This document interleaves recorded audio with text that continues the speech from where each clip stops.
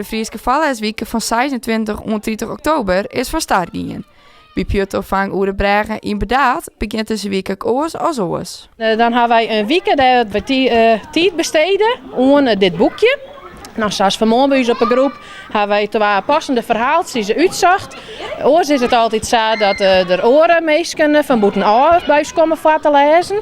Helaas mag het nog net, in verband met de coronamaatregelen. Vandaar dat de liedsters het al zelf doen op de locaties.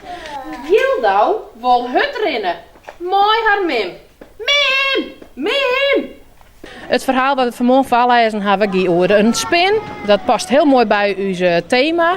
Herfst waar we nog met waanden binnen. En we hebben ook nog een oorverhaaltje voorlezen over bijltje blazen.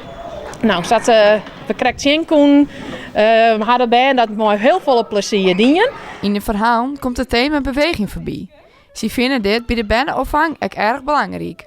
Passen bewust beweegactiviteiten dag in ons dagprogramma, omdat wij van mening binnen dat terug bewegen, je een gezond lichaam krijgen, plezier maken en boven dat de hersenen dingen goed tot zich nemen kunnen. Daarom vinden wij het heel belangrijk dat taal heel vol aan bod komt en het bewegen daarbij.